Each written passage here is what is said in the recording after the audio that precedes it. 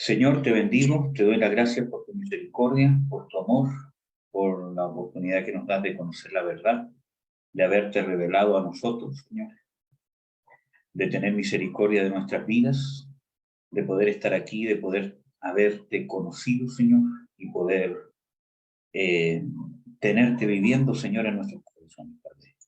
Te pedimos, Señor, que nos alumbres aún más, que nos guardes de todo engaño del enemigo, que nos des luz en este compartir, en esta pequeña introducción, Señor, para adentrarnos, Señor, en los temas que necesitamos estar firmes.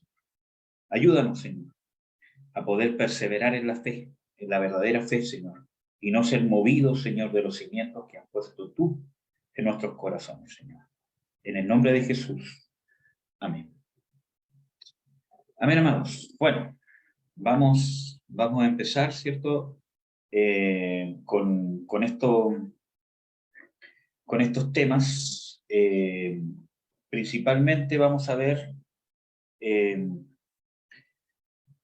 a ver, ¿por qué voy a tocar este tema? Yo no acostumbro a hablar en contra del catolicismo, no porque no haya nada en contra del catolicismo, sino porque las veces que lo he hecho en cosas particulares con hermanos que han venido de ahí, ¿cierto? Con el propósito de poder cambiar estos argumentos o esta falsa doctrina y poder llevarlas a las escrituras, ¿ya? Sin embargo, hay un mover, y realmente estoy espantado, bueno, no tan sorprendido en el sentido de que son cosas que uno sabe que pueden pasar, pero realmente espantado en el sentido de que cómo puede llegar a tanto, de cómo, ¿cierto? Especialmente los jóvenes, ¿cierto? Una gran cantidad, y digo gran cantidad porque me quedé espantado en realidad, de jóvenes se están convirtiendo el cristianismo, o de lo que uno puede conocer como ser evangélico, al catolicismo romano, ¿ya? Entonces, he estado orando, meditando, y primero, ¿cómo puede pasar una cosa así? Y creo que, porque esta es una introducción y va a ser muy rápida, va a ser como muy pincelazo, ¿cierto? Es una introducción de algunos de estos factores. Hay harto que conversar sobre esto, hay hartos factores que pueden estar o que ciertamente han influido en esto. Pero es un mover que se está infiltrando en la iglesia con bastante fuerza, desgraciadamente, ¿ya? Así como también he hablado en su momento, aunque no en forma de ataque, sino algunos temas puntuales, ¿cierto? Sobre el judaizar, ¿cierto? Que estas dos cosas no son algo nuevo tampoco, ¿verdad? Eh, Pablo, ¿cierto? Y creo que los demás apóstoles tuvieron que lidiar con estos problemas en las iglesias que ellos mismos fundaron. Pablo tuvo que confrontar, ¿cierto?, este tema de los judíos que constantemente querían judaizar a los gentiles, y los tuvo que confrontar, y nos encontramos con una de las cartas más firmes en contra de eso, por ejemplo, la carta de Gálatas, donde vemos un Pablo más molesto quizás, ¿cierto? Aunque no se puede ver cómo él estaba, pero vemos, ¿cierto?, en sus palabras donde hay frases donde dice, y no me molestéis más, ¿cierto? Entonces, vemos de que él tiene que atajar tajantemente, y donde también muestra el peligro tremendo, donde él dice, si vosotros estáis desechando a Cristo, ¿cierto? Y os circuncidáis, ¿cierto? De la gracia habéis caído, o sea, y da muchos, ¿cómo se llama?, ejemplos más. Ya hemos, ¿cómo se llama?, visto esto. Además, nosotros podemos ver de que tampoco este tema del catolicismo que se está infiltrando, ¿cierto? Tampoco era un tema nuevo, ¿cierto? Vemos en las cartas donde Pablo, donde otros apóstoles en sus cartas, por ejemplo Juan también, hablan de guardarse de los ídolos, y era un tema con los gentiles. Quizás no era un tema tan terrible para los judíos que se convertían al cristianismo, pero sí era un tema con los gentiles. Era un tema que principalmente a Pablo, y vemos que a Juan también, porque ¿cómo se llama? Él dice, guardados de los ídolos. Era un problema. Era un problema esa mentalidad, esa contaminación mundana, ¿cierto? Esa contaminación del paganismo. Y era una tendencia que incluso en cristianos convertidos, Pablo tenía que tratarla ya estando dentro de la iglesia.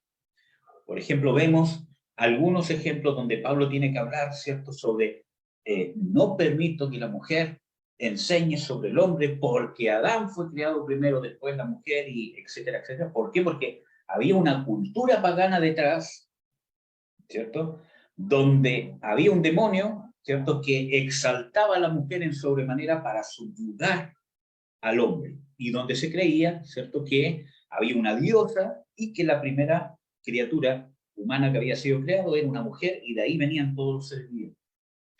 Entonces vemos de que Pablo tuvo que ordenar a cristianos, no mundanos, sino ya cuando estaba conformada la iglesia, Pablo tuvo que lidiar con estos problemas, que vemos en las Escrituras, en un análisis de las Escrituras que tiene un trasfondo espiritual y muchas veces demoníaco, ¿ya?, que también se tuvo que tratar.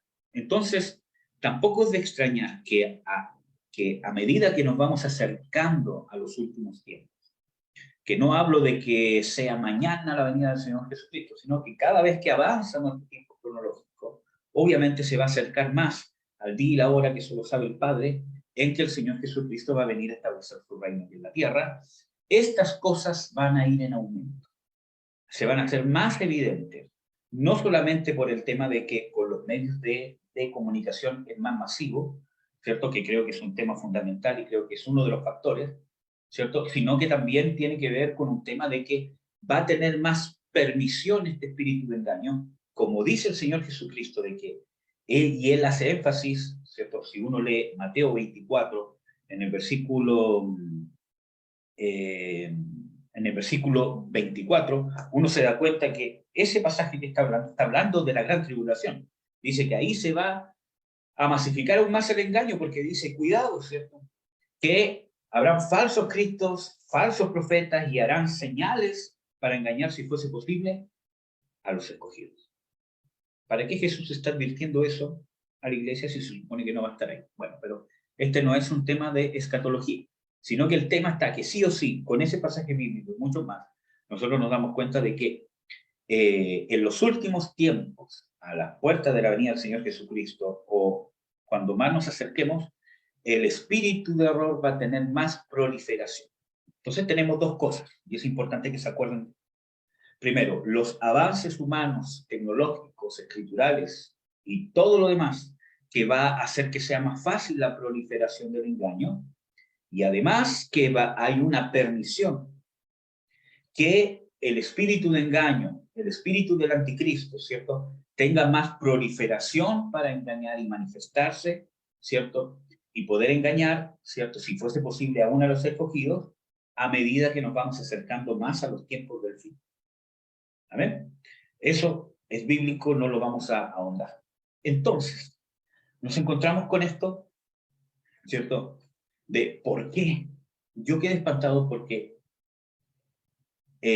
yo creo que quizás algunas personas que tienen más acceso a las redes sociales o que las ven con más facilidad, sabrán de que hay una persona famosa cristiana, ¿cierto?, que hacía, ¿cómo se llama? Hacía debate, ¿cierto?, todo lo demás, que se convirtió hace unos meses atrás al catolicismo siendo cristiano, ¿cierto? Y no es el único, hay muchos, ¿cierto?, cristianos que se convirtieron al catolicismo y que están dando su testimonio y sus argumentos. Créanme que he escuchado sus argumentos para entender cómo es posible que un cristiano evangélico se convierta al catolicismo. Entonces vamos a ir derribando algunos argumentos porque nosotros no estamos exentos de que eso llegue hasta nosotros.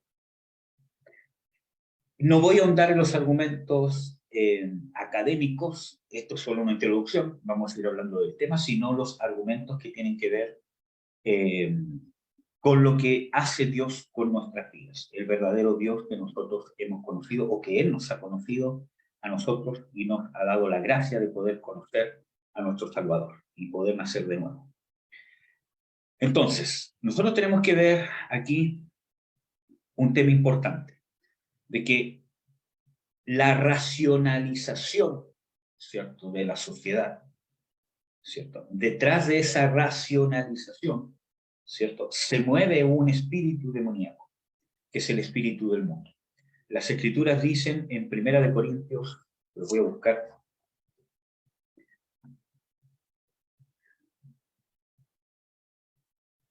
en 1 Corintios 1, versículo 22, dice claramente, porque los judíos piden señales, ¿cierto? Y los gentiles buscan, ¿qué cosa? Sabiduría. Está hablando de que buscan intelectualismo. Nosotros sabemos de que Pablo se encontró en un momento en Atenas y vio tanta idolatría, ¿cierto?, que empezó a predicar.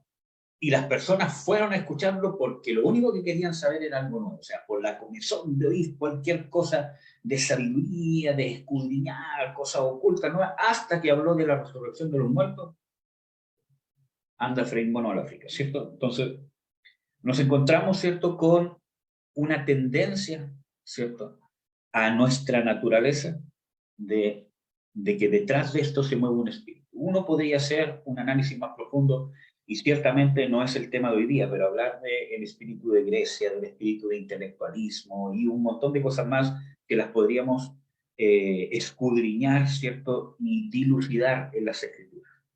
Ahora, este racionalismo o este relativismo, ¿cierto?, que va de la mano con el racionalismo y va de la mano con el método científico, que no tengo nada en contra del método científico, yo soy kinesiólogo, pero sí tiene un límite,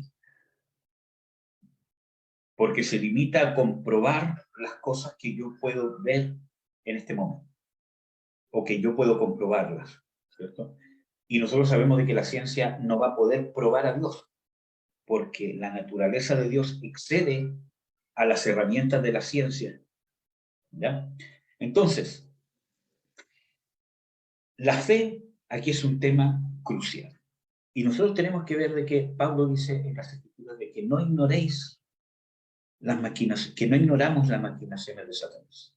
Entonces nos encontramos con un tema de la fe. Entonces, ¿qué pasa? Tenemos dos cosas. Tenemos al enemigo, ¿cierto?, que empieza a atacar la fe. Bueno, son más aspectos, pero dos aspectos en general. Nosotros podríamos hacer una subdivisión de dos aspectos en general. Primero, con el racionalismo, ¿cierto?, que ahí podríamos meter el relativismo, etcétera, etcétera. ¿Qué es el relativismo? Que nadie tiene la verdad absoluta, ¿cierto?, sino que yo tengo mi verdad, tú tienes tu verdad, y mientras todos tenemos la verdad. Y nos metemos con el sensacionalismo, que quizás también tiene que ver con el relativismo. Sensacionalismo. Entonces, ¿cuál es el problema? De que la fe no se basa ni en el racionalismo, ni la fe tampoco se basa en el sensacionalismo. La fe se basa en una persona que se llama Jesús, que está vivo. Tiene sentimientos, tiene personalidad, tiene carácter, tiene una voluntad, ¿cierto? Y es todopoderoso, ¿cierto? Y tiene un propósito el cual se va a cumplir independientemente de lo que se ponga, ¿ya? Y la fe se basa en él. Las Escrituras dicen de que él es el autor y consumador de la fe, ¿ya? Entonces, si bien la fe nos lleva a ser racionales o prácticos, pero no en el mal sentido de la palabra, y también la fe nos lleva a afirmar nuestras sensaciones y nuestras emociones, ¿cierto? No necesariamente la fe es eso. La fe excede porque la fe tiene un autor que tiene otra naturaleza, que se llama Jesús. Y Jesús no es solamente un hombre, ni tampoco es solamente Dios. Es Dios hombre. Entonces, es la puerta, es el portal, es el canal perfecto para traer la fe sobrenatural que está en una realidad espiritual al alcance del ser humano. Entre otras cosas, eso podría ser una de las razones o uno de los beneficios, entre muchos otros más, ¿cierto?, de que Dios se haya hecho hombre y Él haya padecido la cruz. Partiendo por el hecho de que no podría haber sido ningún otro hombre que no fuese Dios encarnado. Nosotros ya sabemos de eso. Pero eso es uno de los beneficios, de que es el puente, es el ancla, es el canal de la fe. Entonces, los que se quieren ir por el racionalismo, o si tú te quieres ir por el racionalismo, que ahí entra, ¿cierto? El método científico, lo comprobable, ¿cierto? Y el método del testimonio, ¿cierto? Que también se usa. Y ahí entra la apologética también, ¿cierto? Todo lo demás. Si yo me voy por ese lado, en algún momento me voy a topar con la fe, donde voy a tener que creer, aceptar una realidad, ¿cierto? Que humanamente, con las herramientas humanas, no puedo comprobar. Porque yo no puedo comprobar lo que excede a esta naturaleza humana con naturalezas limitadas de la humanidad. En algún momento me voy a topar. Quizás me voy a adelantar a otros, ¿cierto? Que llegan hasta un término y ahí todo lo que desconocen lo aceptan por fe. Van a haber otros que van a ir más allá, ¿cierto? Científicos, ingenieros, historiadores, que van a alcanzar más y más y más, pero en algún momento te vas a encontrar y se van a encontrar con la fe porque no hay otro camino. Pablo dice de que Dios quiso de que la salvación fuese demostrada por el Evangelio, por la locura del Evangelio. ¿Cierto? Entonces, nosotros nos encontramos de que la base del Evangelio es simplemente lo que dijo Jesús, arrepentidos y creed. Es la base de lo que se demanda del Evangelio. Es la base, eso es más profundo, someter nuestra vida a Dios, etcétera, etcétera. Entonces, y si yo me voy por el sensacionalismo, en algún momento me voy a topar con la practicidad, ¿cierto?, de la fe. Que la fe no se vive de emociones, no se vive de sensaciones, sino que en algún momento me voy a topar que la fe es más práctica de lo que yo me imagino, o de lo que yo espero. Entonces, la fe es el fundamento. Y yo necesito por fe. Yo no puedo querer ir a Dios, ¿cierto?, por encontrar pruebas históricas de la existencia de Dios. Yo no puedo ir a Dios por querer sentirlo solamente en mi ser, ¿cierto? Yo no puedo querer ir a Dios porque la ciencia me lo mostró. Yo una vez escuché a un científico, bueno, realmente un escrito de un científico que dijo de que él no conoció a Dios pese a la ciencia, sino que él lo conoció gracias a la ciencia. Pero aquí hay un tema, de que en algún momento lo llevó a la fe. Porque la ciencia no me demuestra en sí mismo a Dios en su totalidad. La revelación de este Dios, que dice que es inaccesible, que nadie puede ver. Si bien la naturaleza y la creación, ¿cierto?, es una prueba de la existencia de un Dios, pero eso no basta para tener la revelación de quién es ese Dios. Su naturaleza, sus atributos, su propósito, ¿cierto?, y todo lo demás. Esa revelación viene a través de Jesús.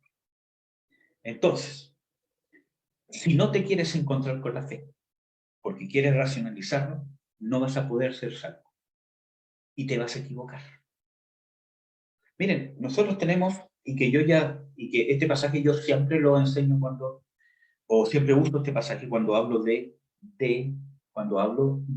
¿cómo se llama?, de cristología. O sea, Felipe le dice, Señor, muéstranos al Padre, ¿cierto?, y nos basta, porque él dice, sabéis a dónde voy, y ya lo habéis visto, y él dice, Señor, muéstranos al Padre, y nos basta, tratando a Jesús por lo menos de mentiroso, y podríamos decir que hasta lo estaba tratando de loco, porque Jesús te está diciendo, ya habéis visto al Padre, y tú le dices, Señor, muéstranos al Padre. O sea, con esa frase yo lo estoy tratando por lo menos de mentiroso, y quizás hasta de loco.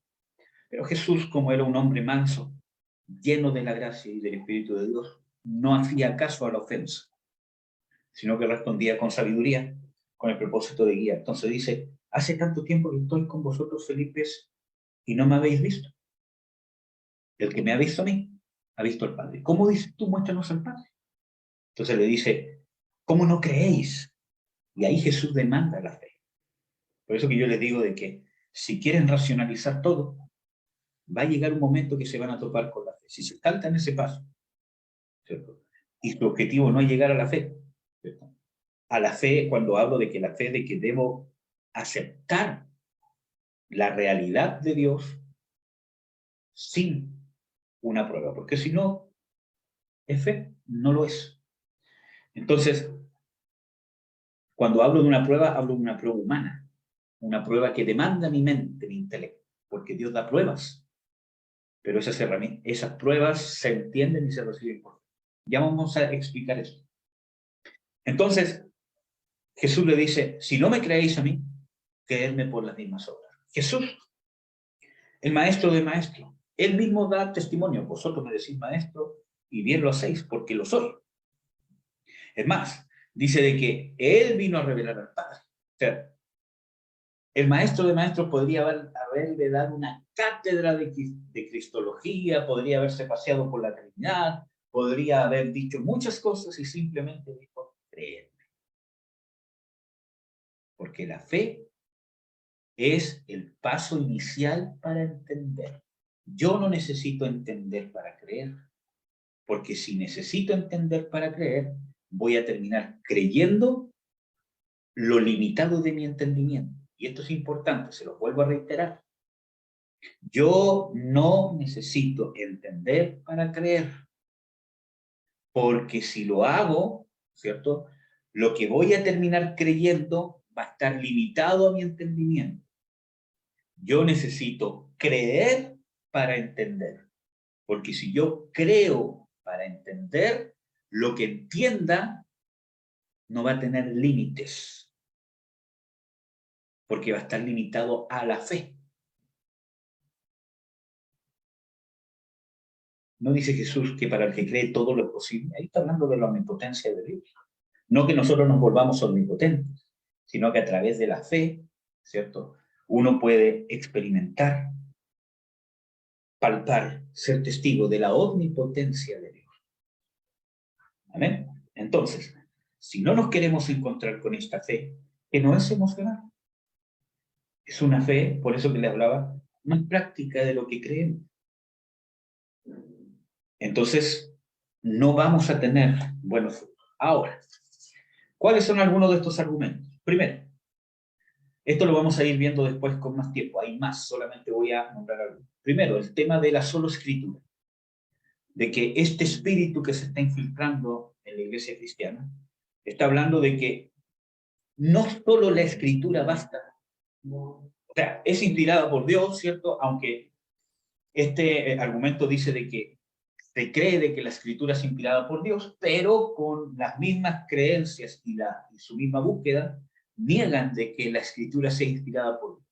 Porque si yo realmente creo que la escritura, hablando de Génesis hasta Apocalipsis, es inspirada por Dios, ¿por qué necesito inspiración de humana que no necesariamente puedo aseverar que es inspirada por Dios? Entonces, con la misma actitud niego lo que estoy diciendo. Y esto es importante, hermano. No nos dejemos engañar. No porque alguien diga, yo creo que la escritura es inspirada por Dios, significa que realmente vive de acuerdo a eso, o que lo que está saliendo de su boca es real. Jesús dice, por los frutos los conoceréis. Yo puedo estar diciendo, creo que toda la escritura es inspirada por Dios, pero si no me sujeto a lo que estoy diciendo que es inspirado por Dios, y busco otras cosas a las cuales sujetarme, con mis hechos estoy negando que la escritura es inspirada. Entonces, ¿cuál es el argumento? De que la iglesia evangélica, ¿cierto?, es una iglesia cerrada en el sentido de que dice de que solo la escritura y fuera de la escritura no hay otra revelación divina o que tenga la misma autoridad o mayor que las escrituras, entendiendo por escrituras al canon del Antiguo Testamento y al canon del Nuevo Testamento, ¿ya? De los 66 libros, no de los libros apócrifos, ¿ya? Entonces, ese es como el argumento, de que ese es un argumento cerrado y que se necesita, ¿qué cosa? Conocer historia, conocer a los padres de la iglesia, ¿cierto? Porque ahí también hay revelación divina que tiene tanta autoridad, quizás más, que las escrituras. O sea, creo que las escrituras son inspiradas por Dios, pero también creo que hay otra inspiración de Dios que no son las escrituras, ¿cierto? Y que tienen quizás la misma o quizás mayor en algunos aspectos autoridad que las escrituras. Y esto, hermanos, Por eso que Pablo lo advirtió a las iglesias que él fundó, por lo menos, ¿cierto? De que vendrán engañadores. Juan dice de que ya habéis oído que viene el anticristo y ya ha salido el anticristo, ya hay muchos anticristos. O sea, desde los tiempos de la iglesia primitiva, hablando de la iglesia de Hechos, vemos de que ya se estaba moviendo el espíritu del anticristo. ¿Cuánto más no se va a mover ahora?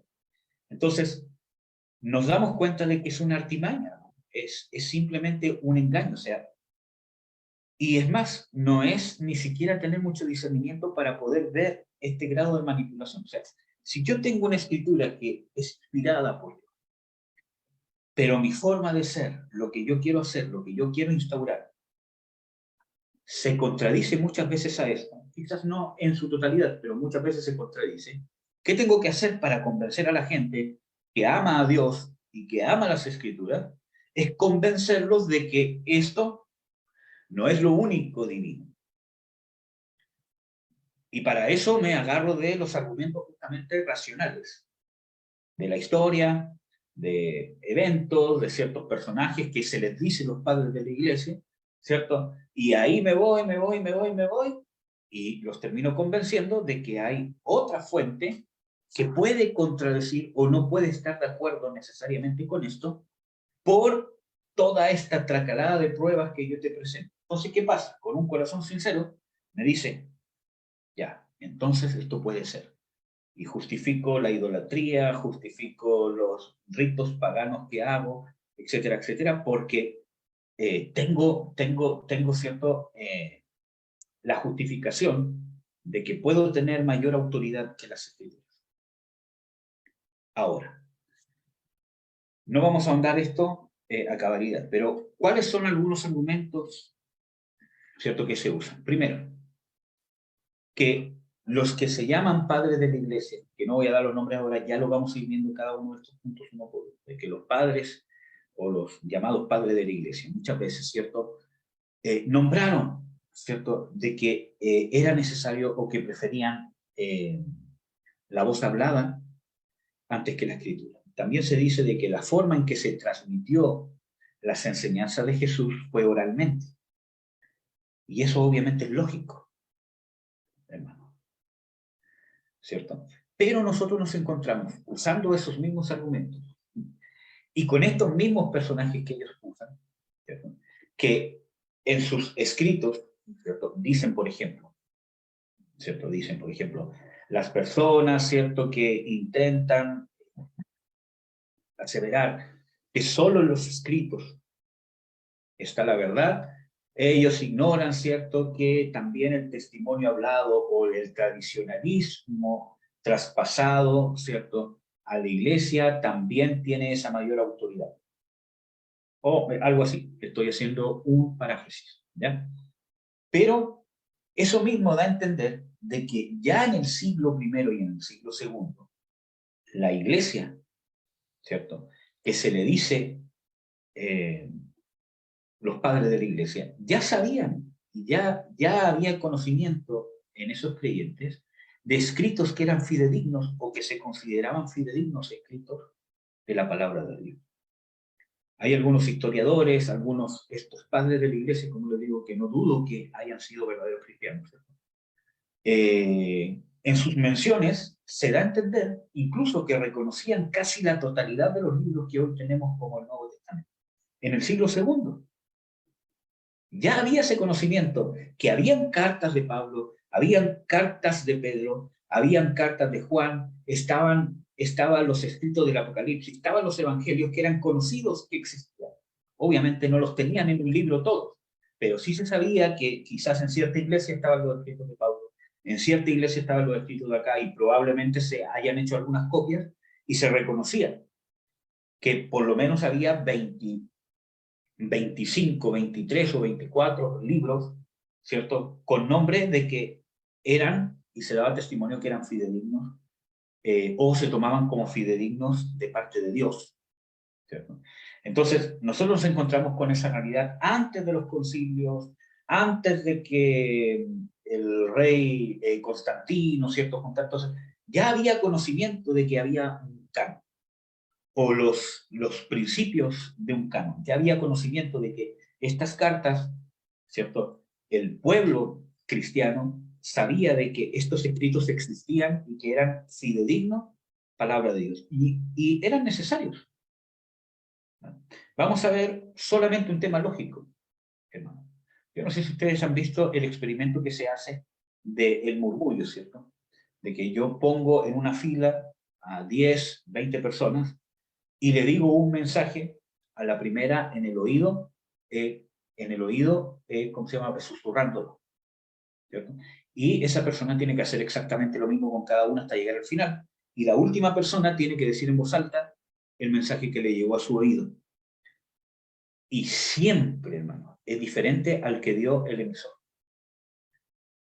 Entonces, solo por un tema lógico, ¿cierto? Es más, nosotros vemos en el libro, de hecho, la necesidad de escribir. Ustedes se acuerdan esta disputa que hubo, ¿cierto?, por los cristianos o los judíos que se habían convertido al cristianismo, que querían judaizar a los gentiles, que empezaron a mandar a que se circuncidaran, etcétera, etcétera. ¿Y qué tuvieron que hacer los de la iglesia? Y hablo de la iglesia, los apóstoles, ahí estaba Pedro, ¿cierto?, etcétera. Dijeron, ¿saben qué? Vamos a escribir una carta. ¿Por qué? Porque no basta solamente con ir con la voz. Y ahí tenemos un ejemplo bíblico. No basta solamente con que simplemente se diga, ¿sabes qué? Los apóstoles que estuvieron con Jesucristo, Pedro, Juan, y la iglesia en Jerusalén, ¿cierto?, dice de que no se tienen que circuncidar y que no le hagan caso a esto. No bastó. Ellos decían, tenemos que dejar algo escrito. Y escribieron una carta, la cual se copió, y Pablo, ¿cierto?, él hace mención de eso incluso en sus cartas, de que él procuró llevarla con diligencia y mostrarla, porque principalmente él tenía el ministerio a los gentiles, ¿cierto? Que ahí, ¿cómo se llama? Hablaba de que, y es más, esa carta dice, nos ha parecido bien al Espíritu Santo y a nosotros. Y es una carta donde los que la leían decían, esto es, por ponerle un nombre, canon. Si alguien venía a decir, es que Pedro, no, aquí tenemos, ¿cierto?, la carta de Jerusalén, que nos dice de que lo que Dios nos demanda, ¿cierto?, no es circuncidarnos, sino absteneos de fornicación, de idolatría, de comer ahogado, sangre, ¿cierto? Y esto es lo que nos deja. No es que yo también soy líder de la iglesia, sí, pero el consenso que se llegó fue este. Entonces, era autoridad. Vemos ejemplos en las Escrituras. Entonces, viene este cuestionamiento a la palabra, a lo que está escrito. Entonces, nosotros vemos la necesidad y que el mismo pueblo cristiano históricamente reconocía las cartas de Pablo, quizás las últimas que se reconocieron, quizás fuera de Santiago, las últimas dos cartas de Juan, pero finalmente sí se reconocieron, ¿cierto?, que eran inspiradas por Dios. Antes de todo lo que, porque siempre se usa la justificación de que fue un rey pagano, ¿cierto?, etcétera, etcétera, que apuntó los libros, todo lo, pero ya muchos siglos antes, o por lo menos 2 siglos antes, quizá un poco más, ya estaba esto conformado. No en un libro, pero estaba conformado. Entonces, nosotros tenemos que entender, amados hermanos, de que el testimonio que nos da el Señor Jesucristo es un testimonio que nos da la veracidad y las bases de la fe. En Hebreos 11:1, creo que es un versículo bien conocido, dice de que la fe es la sustancia de las cosas que se esperan. Es la base de las cosas que no se ven. Entonces, estamos hablando de cosas que no se ven, no solamente que no las veo con mis ojos, sino que no las puedo comprobar en el sentido de humanidad. Es algo que se espera porque no está aquí, tangiblemente, palpablemente. La Biblia también nos muestra de que nosotros palpamos, tocamos las cosas que se van a hacer en un futuro por la fe. Bueno, y eso es otro tema de la doctrina de la fe. Pero vamos a ver, por ejemplo, en Juan 5:37 dice, y el que me envió el Padre, él ha dado testimonio de mí, ni nunca habéis oído su voz, ni habéis visto su aspecto.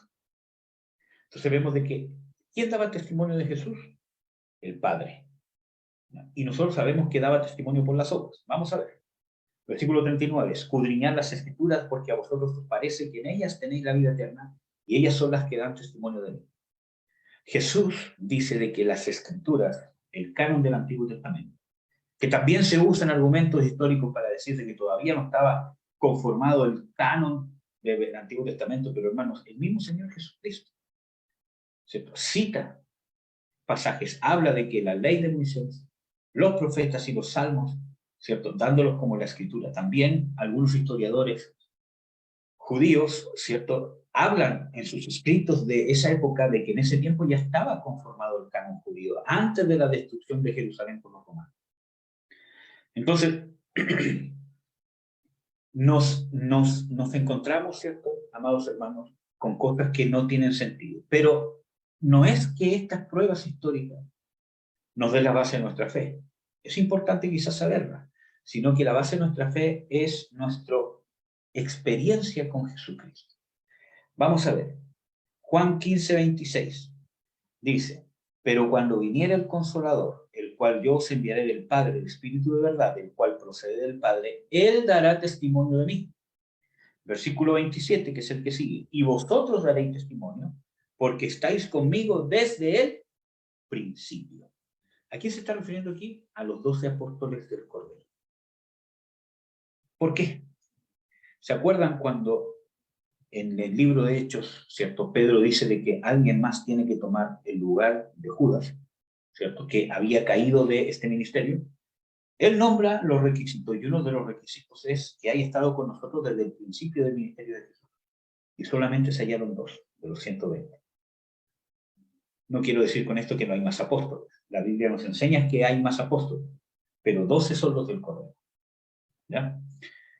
Entonces, cumpliendo esos requisitos, como todos saben, ellos dijeron: Señor, ¿cuál es el que escoges tú? ¿Cierto? Y escogieron ahí, como sabemos, a Matías. Y fue contado con los 12. Entonces, nos damos cuenta de que ellos tenían el testimonio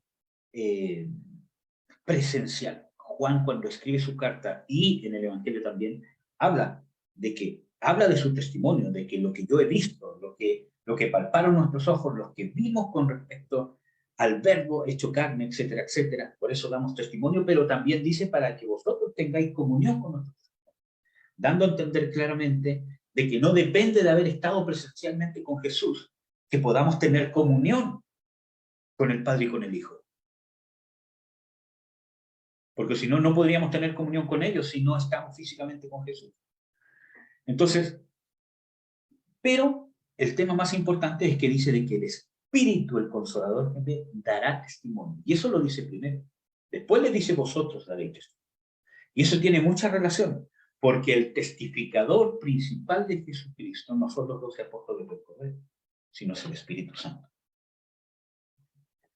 Y eso es totalmente relevante, porque si los apóstoles solamente con su testimonio vivido de Jesús hubiesen podido hacer algo, ¿por qué Jesús les dice: quedaos acá en Jerusalén, no hagan nada hasta que seáis investidos del poder de lo alto? Habiéndole Jesús hablado, habiéndolo pasado por el ministerio, por la prueba, habiéndolo visto resucitado, como dice Juan, dándoles pruebas indubitables de que él estaba vivo, y más encima pasando con él 40 días después de resucitado. Pablo menciona de que se le apareció a más de 500 después de haber resucitado, ¿cierto? Y entre esos estaban los 12, entre esos había más apóstoles, nombra Pablo, ¿cierto? Pero, esto dice: nada podéis hacer sino quedaos aquí hasta que seáis investidos del poder de lo alto. Y eso no solo fue para los 12, sino para los 120. Y me seréis testigos. Entonces vemos de que el protagonista, el testigo principal, Jesús también lo dice, de que él hablará de lo mismo. No hablará de sí mismo. Lo que oyere os hará saber y recordará las cosas que yo os he dicho. Entonces vemos de que el Espíritu Santo es el testigo, el que testifica de la enseñanza, las palabras de Jesús, que es una palabra viva. No es un libro que fue escrito llamado Evangelio de tanto. Es una palabra viva que se plasmó en los libros de los evangelios. Los evangelios son palabra de Dios. Entonces, Vamos a leer otro versículo, Juan 19:35. El que lo vio da testimonio y su testimonio es verdadero y él sabe que dice verdad para que vosotros también creáis. Este es aquel discípulo que da testimonio de estas cosas y escribió estas cosas y sabemos que su testimonio es verdadero. Entonces, ¿para qué fueron escritas estas cosas? Para que nosotros, ¿qué? Tengamos esta comunión que el mismo Juan habla en Primera de Juan y podamos creer en el tema de la fe que nos salva, nos une en una relación con Dios. No una fe mística ni tampoco una fe racional, que yo creo que Dios es bueno, que Dios creo que Dios me salva, porque yo no soy salvo porque creo que Dios me salva.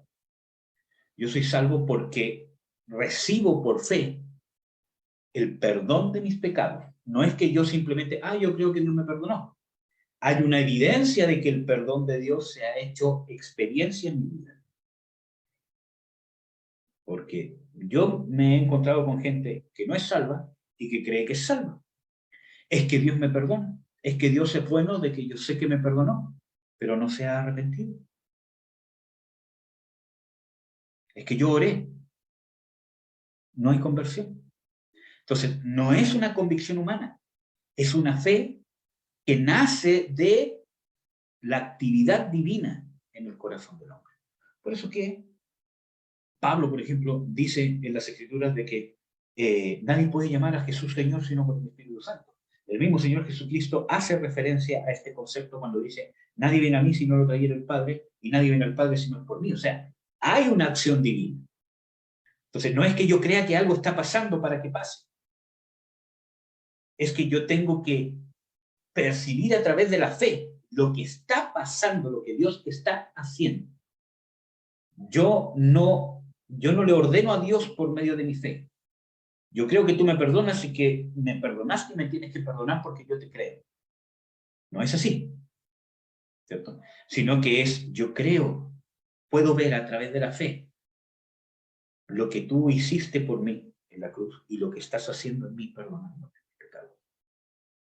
Y es una gran diferencia, porque un lado se basa en la convicción humana limitada y otro se basa en la acción divina.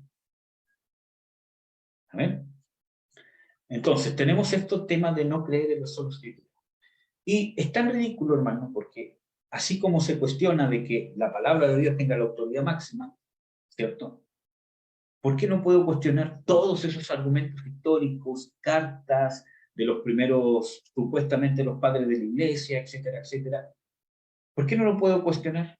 Podría ponerlo en más tela de juicio que incluso los escritos del Nuevo Testamento. Llega incluso hasta ser ridículo. O sea, eso es fidedigno, ¿cierto? Las cartas de esas personas, ¿cierto? Del siglo II, del siglo III, sí, yo lo tomo como fuente incluso para refutar esto, que es la Biblia, ¿cierto? Pero, ¿por qué yo no puedo cuestionar, oye, ¿y si eso fue adulterado? Es que está comprobado, ¿cierto?, que es de ese año. ¿Y si fue adulterado? Con mayor razón, si esas cartas aisladas no han provocado lo que ha provocado este libro que se llama la Biblia en la humanidad, en el corazón del hombre, ¿cómo darle más valor a algo? Es que es histórico. Y ahí entra el engaño del racionalismo, el espíritu del mundo, que nos hace caer incluso en cosas que hasta prácticamente, dicen, si yo fuese simplemente práctico y veo esto de afuera, dejando la filosofía, dejando el mundanismo, digo, oye, pero, o sea, ¿por qué esos hechos tienen más evidencias que esto? Teniendo nosotros, como les comenté la otra vez, cierto, en el culto, nosotros vemos de que hay pruebas históricas de las escrituras, pero principalmente hay de que la Biblia es la escritura, ¿cierto? También vemos las pruebas y el testimonio que Dios le da a la escritura de que es real. Y eso es algo que hacen nosotros, hacen comunidades, hacen naciones.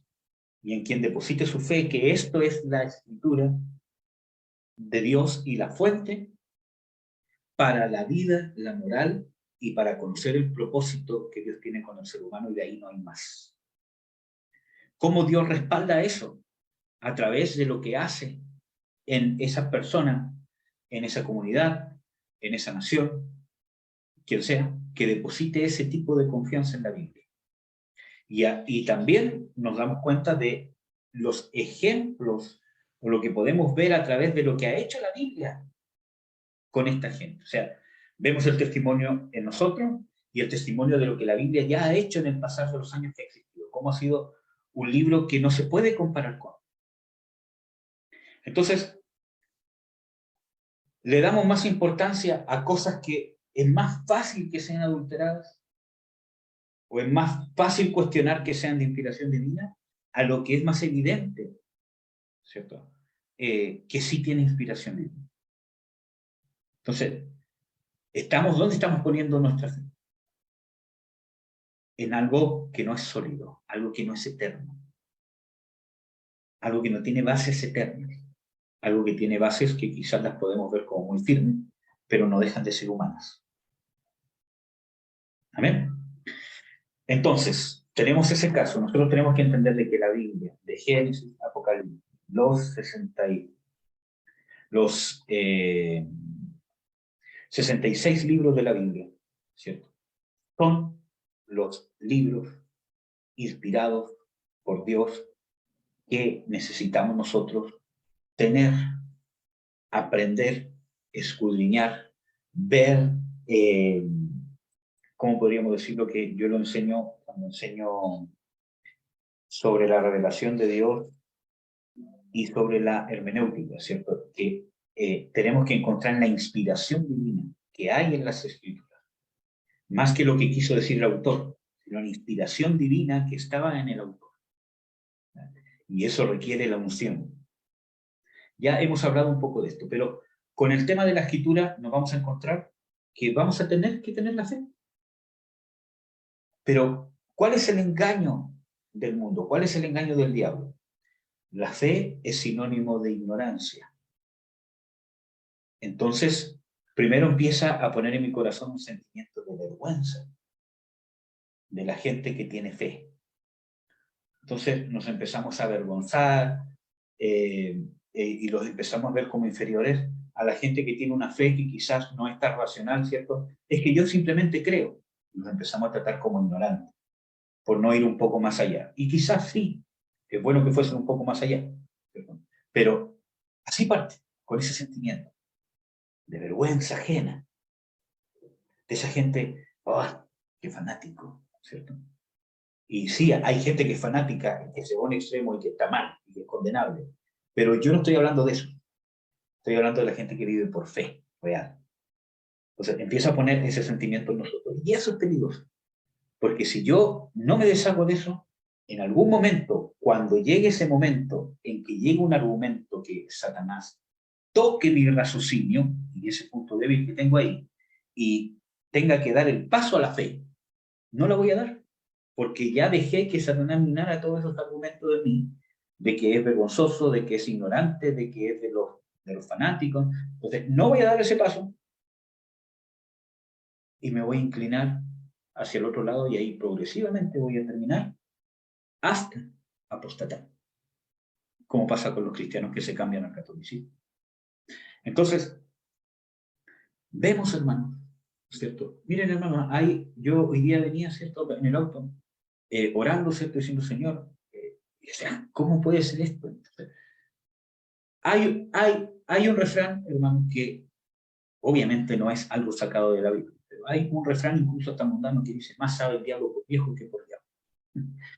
Pero nosotros podríamos verlo desde el punto de vista de que la Escritura dice que no ignoramos sus motivaciones, ¿cierto? De que, hermano, nosotros tenemos que saber de que, primero, Satanás y los demonios, y no quiero exaltarlos, son de una naturaleza mayor a la del ser humano.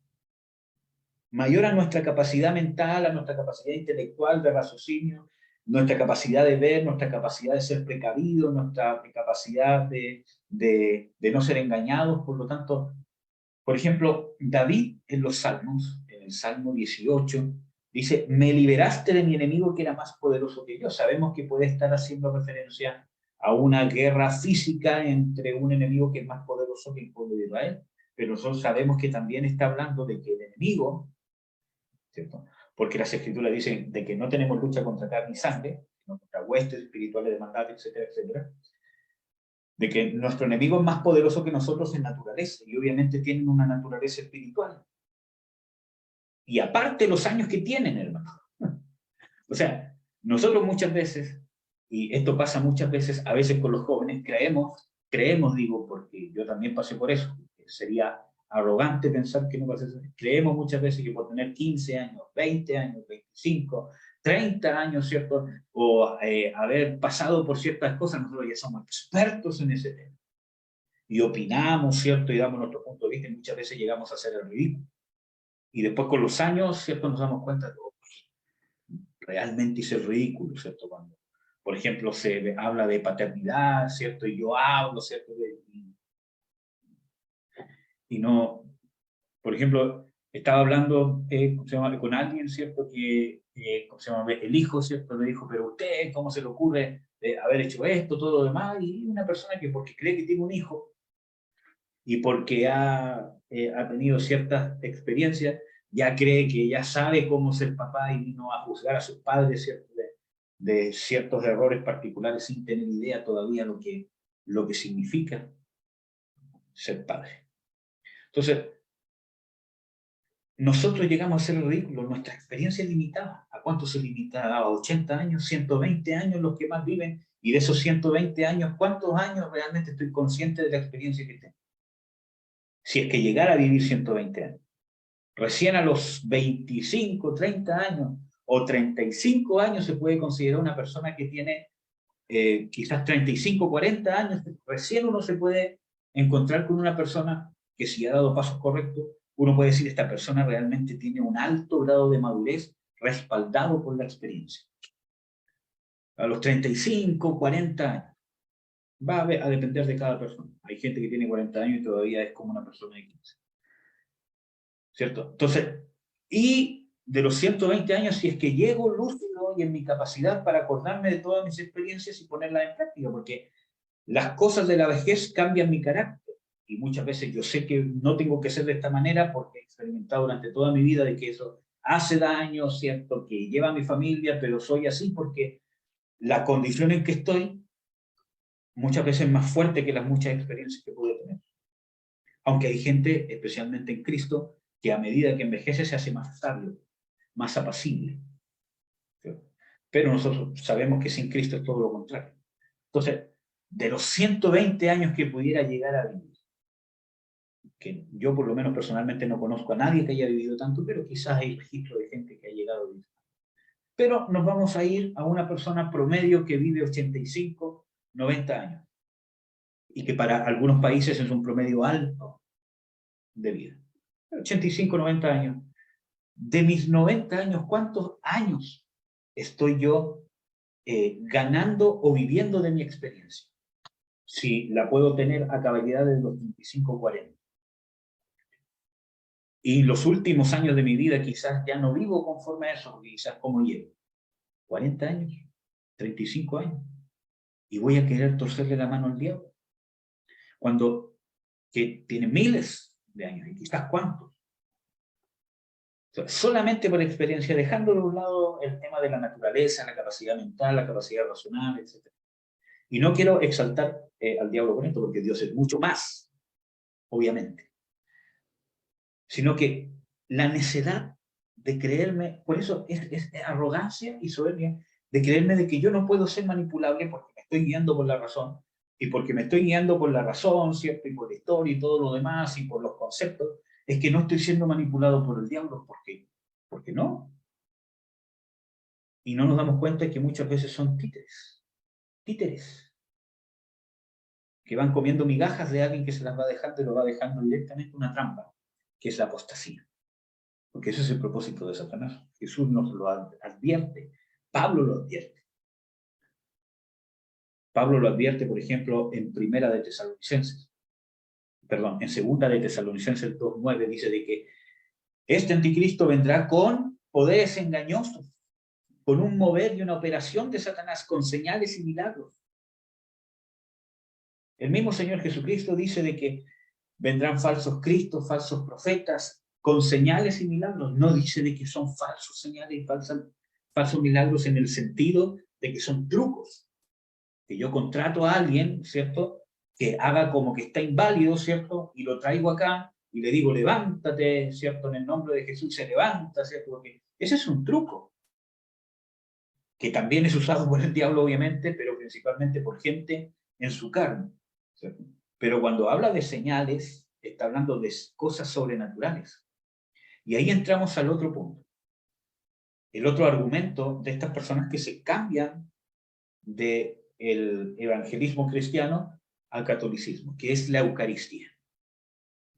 Vamos a ahondar esto con textos bíblicos, lo vamos a analizar completamente. Pero hay algo que se llama los milagros eucarísticos, donde ustedes saben, yo creo, muchos saben porque yo fui católico, fui acólito, fui líder o fui, ¿cómo se llama?, monitor de los niños de infancia, ¿cómo se llama?, misionera, etcétera, etcétera. Que se cree en la transubstanciación. Perdónenme si lo pronuncio, pero nunca lo he podido pronunciar.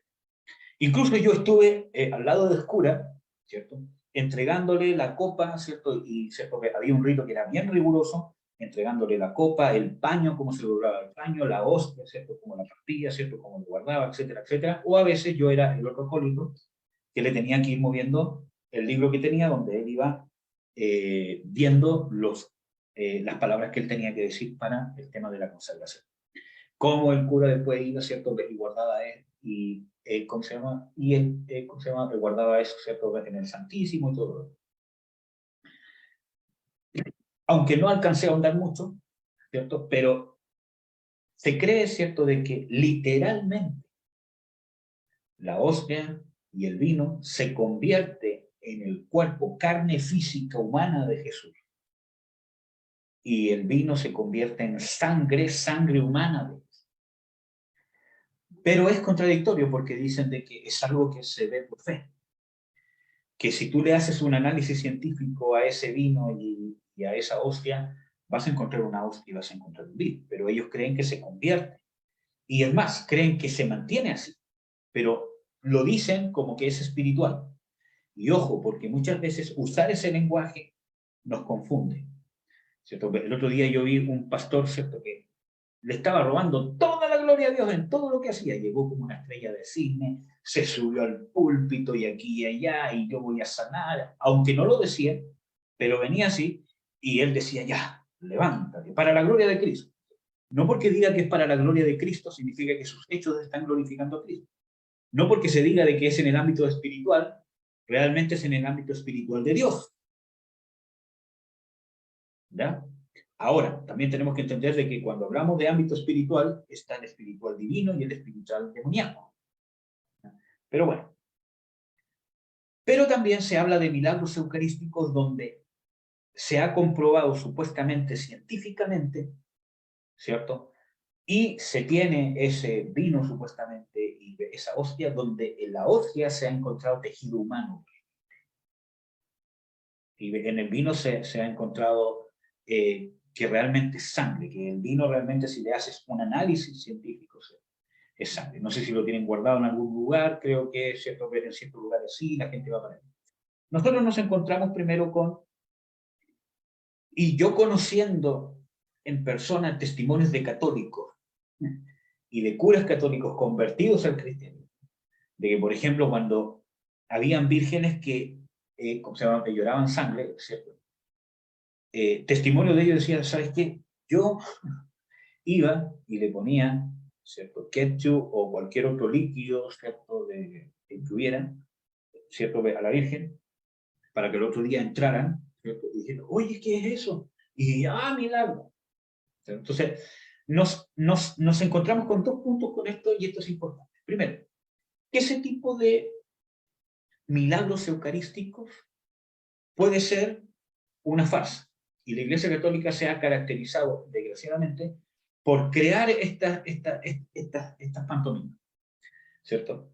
Y no quiere decir de que no sea demostrable científicamente, sino que podría ser sangre, pero es de Jesús. Entonces, puede ser un tejido humano, pero es de Jesús. Bien. Sí, pero es un tejido humano. Puede haber sido puesto por otra persona, puede ser un pedazo de, puede haber sido mezclado, entonces puede ser algo montado. De tal manera que si se le hace pruebas científicas, se demostrará, no que fuese de Jesús, porque eso no se ha demostrado, sino que lo único que se ha demostrado que es sangre humana y cuerpo humano. ¿Podría ser un montaje? Sí. Ahora, ¿podría ser realmente, no que sea de Jesús, podría ser realmente que ocurrió ese evento sobrenatural, que literalmente el vino se convirtió en sangre humana y la hostia se convirtió en cuerpo? Porque no podemos demostrar científicamente que es de Jesucristo. Porque no tenemos, ¿cierto?, aquí al Señor Jesucristo o un registro de su sangre como para decir, sí, es el ADN de Jesús. Aunque hay gente que dice que sí que lo encontró, ¿cierto?, etcétera, etcétera, pero no está, no es fidedigno. Entonces, nosotros, el tema, ¿podría haber ocurrido esa señal milagrosa, sobrenatural, que no tiene explicación científica, como una sustancia, ¿cierto?, que tiene cierta composición química de átomos, etcétera, etcétera, milagrosamente, sin ninguna explicación que lo avale, pasa a ser otra sustancia diferente? No por un proceso químico, no por un proceso físico, no, sino que literalmente pasa a ser. Y esa es la pregunta que nos convoca.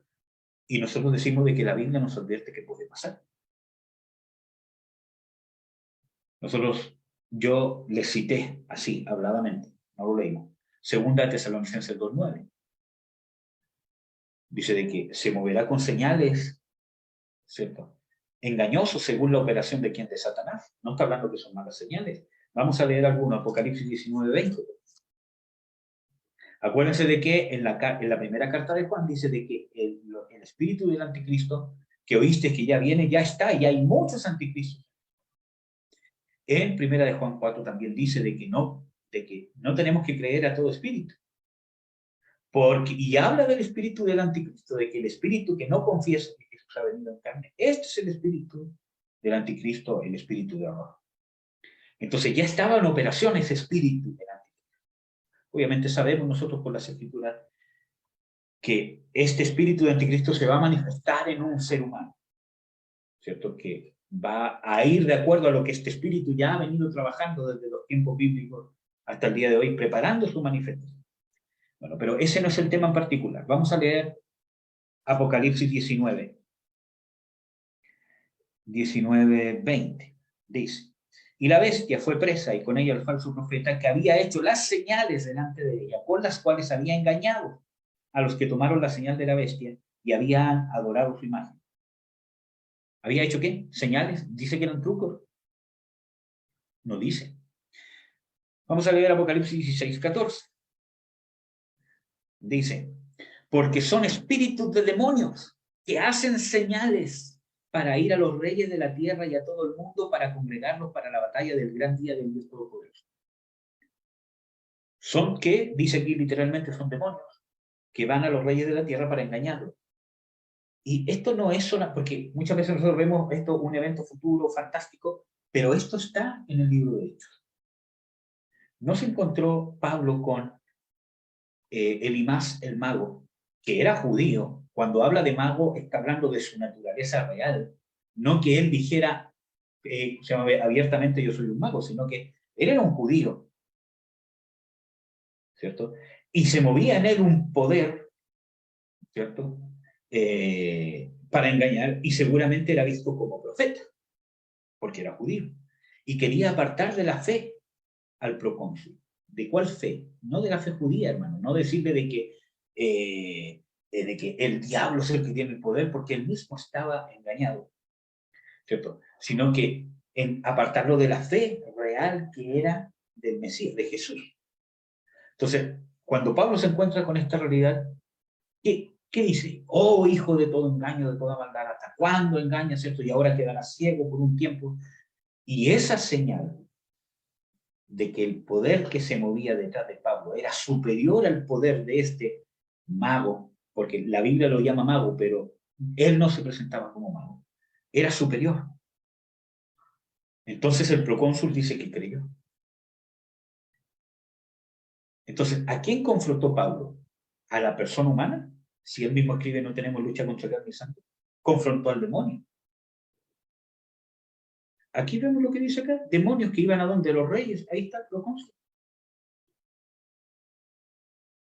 Obviamente aquí hay otro tema del gran día del Dios Todopoderoso. ¿Perdón? Que quizás muchas veces se malinterpreta. Yo dejo esto aquí. ¿Será el día de la ira? Bueno, vamos a ver. Apocalipsis 13, 14. Ya vemos pruebas de que hay demonios detrás de él. Dice, y engaña a los moradores de la tierra por las señales que le ha sido dado a hacer en presencia de Dios. Le ha sido dado a hacer. ¿Qué nos demuestra eso? ¿Quién le ha dado a hacer a la bestia esa señal? En el libro de Daniel, que es un complemento de este pasaje en particular y de muchos del Apocalipsis, nos encontramos de que dice de que a esta persona que va a hacer guerra contra los santos, se le ha dado hacer guerra contra los santos y vencer. ¿Quién se lo dio? Dios. Es una permisión divina con un propósito que tiene su inicio y tiene su término. No vamos a hablar de ese propósito, pero dice que se le ha dado. Entonces, ese milagro, sí, porque nosotros vimos los milagros eucarísticos, ¿cierto? Puede ser que realmente sea carne, sea sangre humana, pero que sea un tongo, algo montado, ¿cierto? Todo lo demás, que realmente, si nosotros vamos a los eventos científicos, ¿es sangre, es cuerpo? Sí, puede ser un tongo. Podría ser también un hecho sobrenatural que literalmente en una misa, o como haya sido, ¿cierto? Hubo una conversión real de ¿cómo se llama? Esa sustancia. Puede haber sido un milagro, pero eso no quiere decir que sea de Dios. Tampoco se puede comprobar que sea el de Jesús. No se puede comprobar que sea el de Jesús. O sea, la Biblia nos advierte de que no nos podemos dejar llevar por los milagros, por muy sobrenaturales que sean. Porque el milagro, y como dice la Escritura, es una señal de algo. Es una señal del reino de Dios. La señal me lleva a someterme al reinado de Jesucristo y a la palabra fidedigna de Dios. No al tradicionalismo, no a las cosas que contradicen las Escrituras. El mismo Dios en el Antiguo Testamento, ¿cierto? Que es más difícil de refutar que el Nuevo desde el punto de vista humano.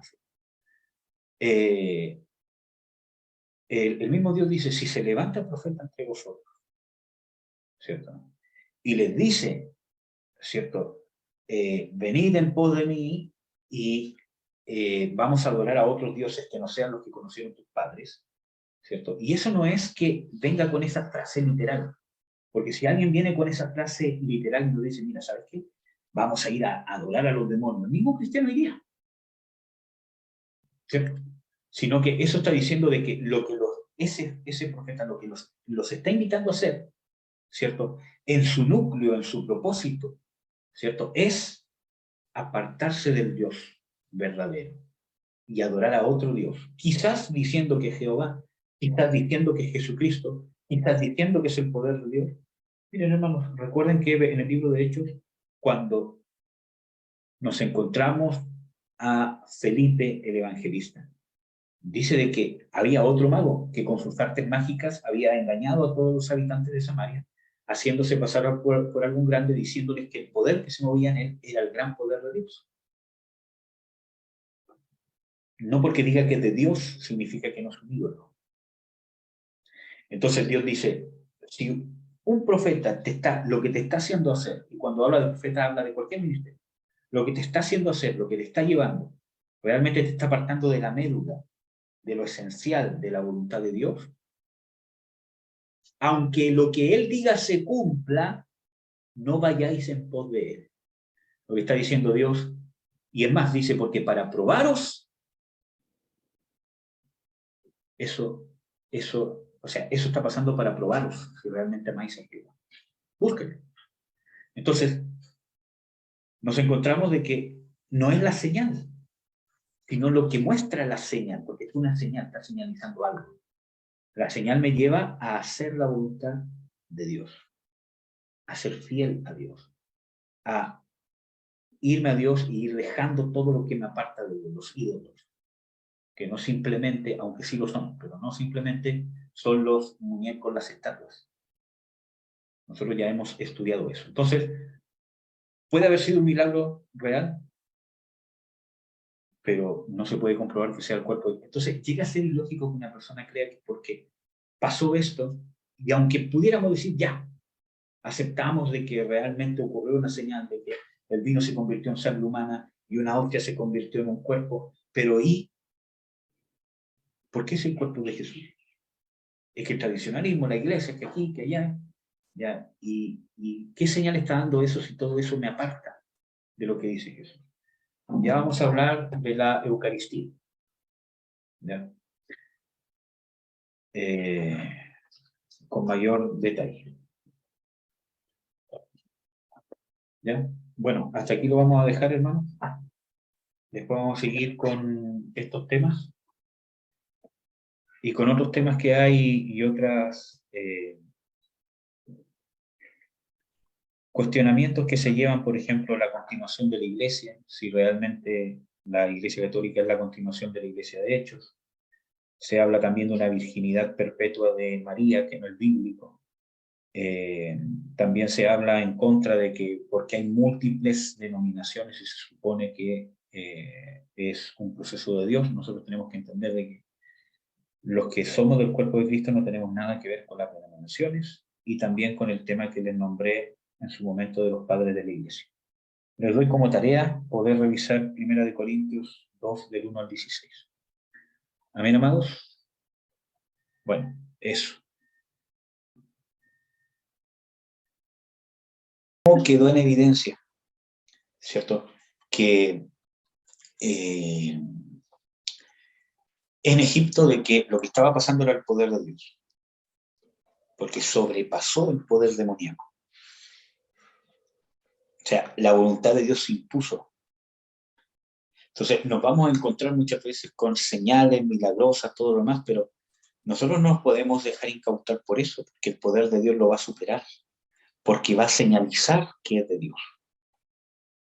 ¿De qué me sirve? Dígame, Dios, ¿de qué le va a servir convertir una hostia en carne humana y convertir el vino en sangre humana?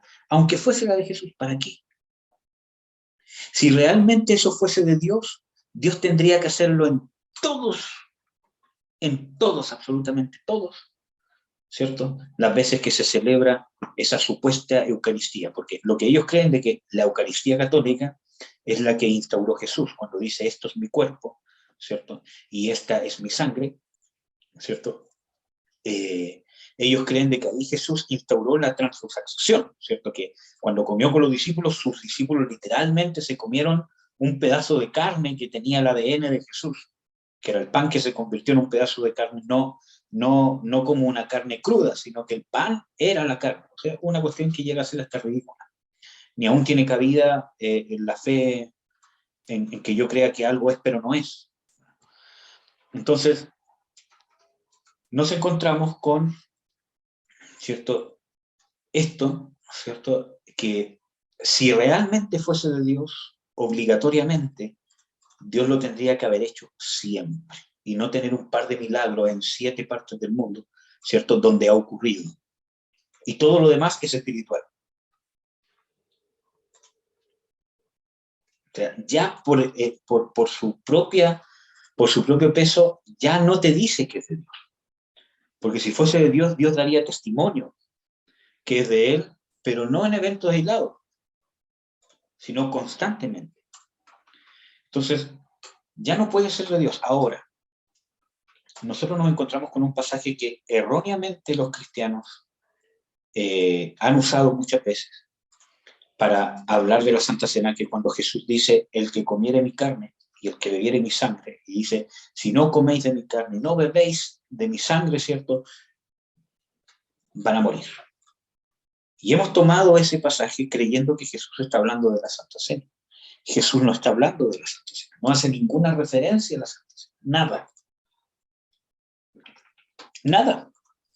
No hay ninguna exégesis que me pueda llevar a mí a decir que está instaurando la Santa Cena.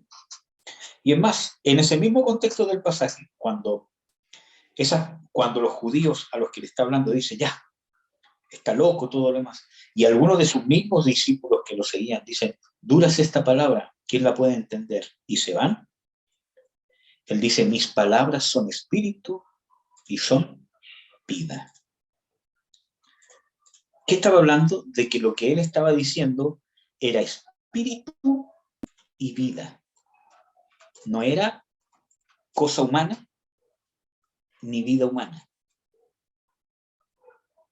Entonces, nosotros en el mismo contexto del pasaje podemos entender de lo que está hablando Jesús en el contexto al que él le está hablando, de lo que se viene hablando antes, de que le está hablando de comer, digerir, ¿cierto? El sacrificio de Jesús y lo que conlleva. Por eso él dice, si no comieres mi carne, o sea, si no aceptan que necesitan mi sacrificio, moriréis. Y él mismo lo explica. Mis palabras son espíritu y son vida.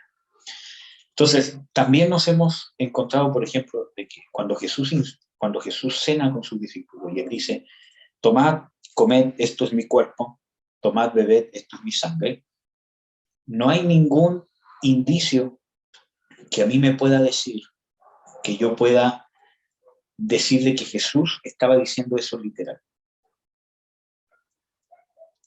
Primero porque no lo dijo, en el sentido de que dijo, esto es mi cuerpo, esto es mi carne, y no dijo, mira, esto realmente es mi carne y esto realmente es mi sangre. Aunque ustedes ven que es vino, no es vino. No hay ningún pasaje, ni aun que insinúe eso, ni ahí mismo que lo hizo Jesús, ni otra mención de Jesús, ni otra mención de los discípulos que estuvieron ahí en la cena, que son los principales testigos, ni de otros discípulos como Pablo. No hay ninguna evidencia ni nada al respecto. Tampoco lo podemos tomar literal en el hecho de que el mismo texto no lo deja tomar literal. ¿Cierto? Por lo que estaban haciendo. Ellos estaban cenando la Pascua. Ellos tenían pan, ellos tenían vino. Y los apóstoles no entendieron lo que hizo Jesús ahí hasta después que resucitó. Porque ellos todavía no entendían que era necesario que él muriera y resucitara. Todavía no lo entendían. Y las escrituras dejan claro eso, que después que resucitó, él les abrió el entendimiento para que entendieran que era necesario que él padeciese y resucitara al tercer día de los muertos. Todavía no lo entendían.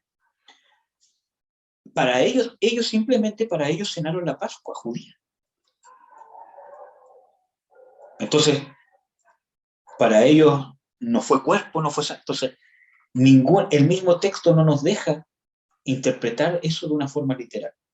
Nos encontramos con otros pasajes, por ejemplo, lo que cita Pablo en la carta a los Corintios, cuando él dice, lo mismo que yo aprendí, ahora os lo digo, ¿cierto? A vosotros, que el mismo Señor, ¿cierto? Tomó pan, y ahí dice que tomó ¿qué cosa? Pan. Y lo repartió diciendo, este es mi cuerpo, y después se explica de que nosotros somos un cuerpo.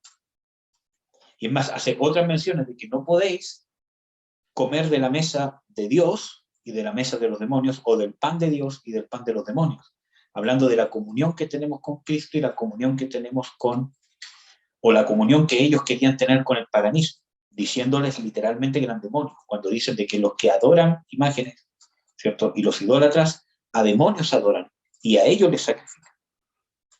Entonces está hablando de la adoración, del sacrificio. Entonces nos encontramos de que no hay ninguna evidencia, sino que simplemente un mandamiento que dejó Jesús y que el mismo Jesús lo dice, haced esto en memoria de mí. Porque, y Pablo dice, con esto la muerte del Señor anunciáis hasta que Él venga. ¿Por qué? Porque ese era el sello de la comunidad cristiana. ¿Y saben por qué era tan importante? Porque que ellos comieran esa cena le estaban dando testimonio a los judíos que la Pascua se había hecho.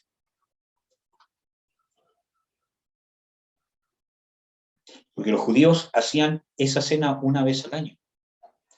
Y antes de eso tenían que estar una semana comiendo pan sin levadura, ¿cierto? Todo lo que nosotros sabemos.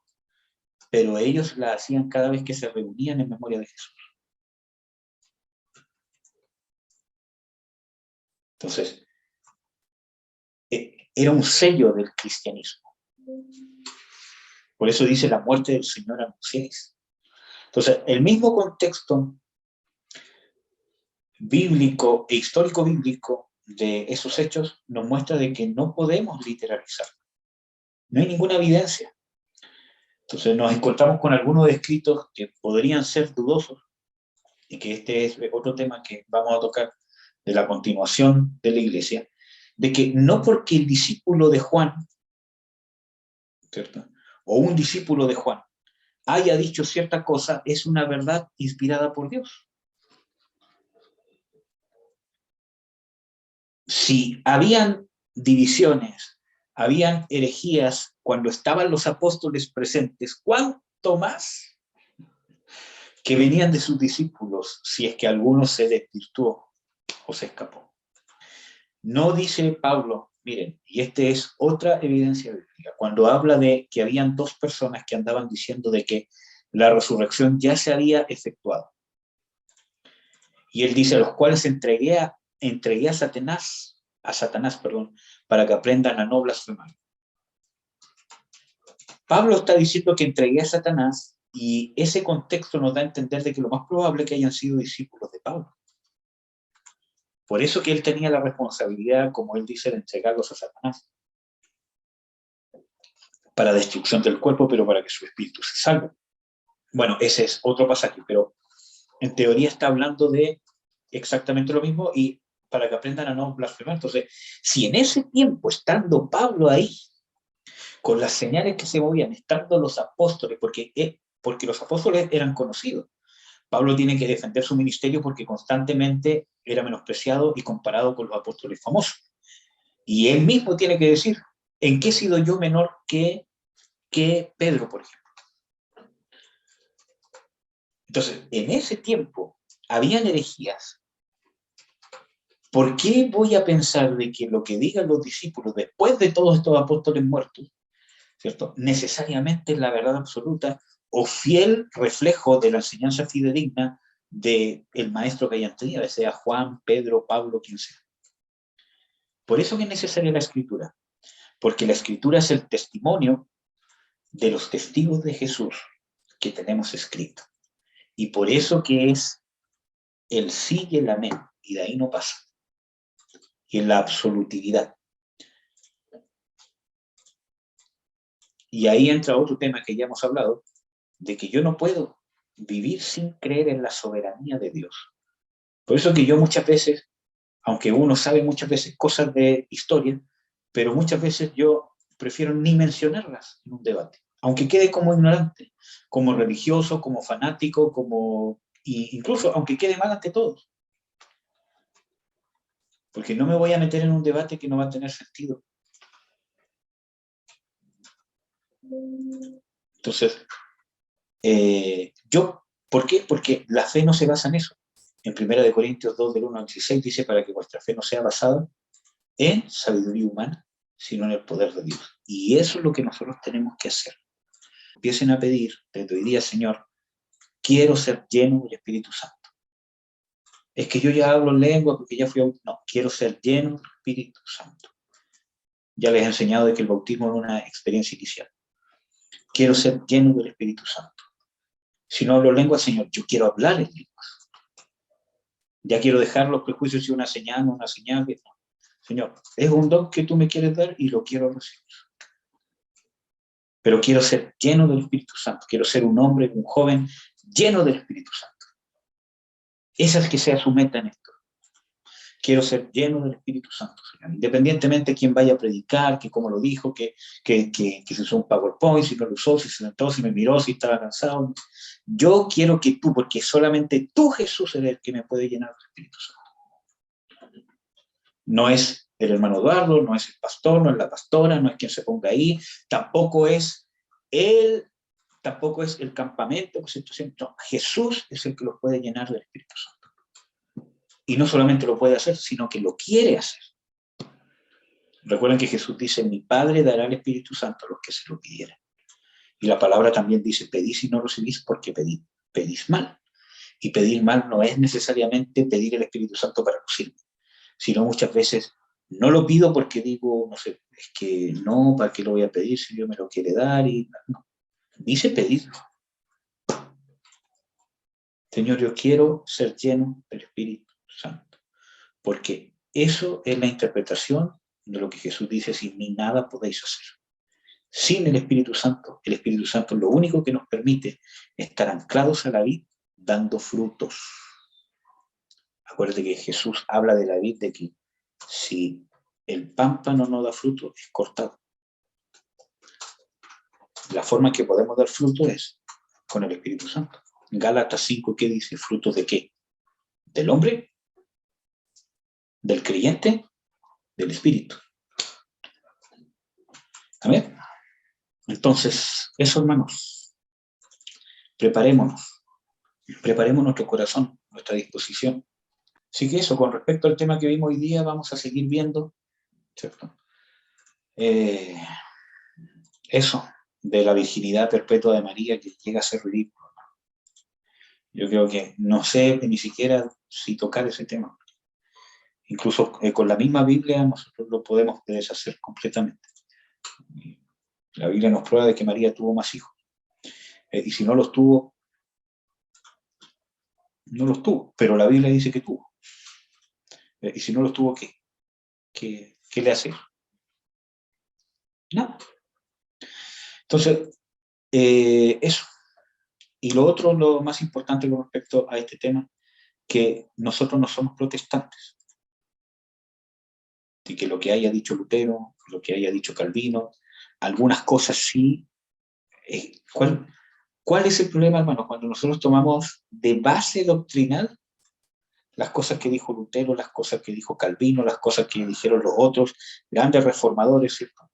Y lo tomamos como base. ¿Cuál es el tema de que a mí no me interesa lo que dijo Calvino, a mí no me interesa lo que dijo el Lutero, lo que dijeron los otros reformadores, porque se habla de que hay una tendencia en el cristianismo de los calvinistas, de los no calvinistas, de los calvinistas pero que creen hasta aquí de Calvino, los otros que creen en la predestinación de otra manera. Entonces nos encontramos de que cuando nos empezamos a identificar con eso, caemos en lo que el mismo Pablo dice. Unos dicen yo soy de Pedro, otros dicen yo soy de Apolo, otros dicen yo soy de Pablo, pero nos estamos desligando de Jesús.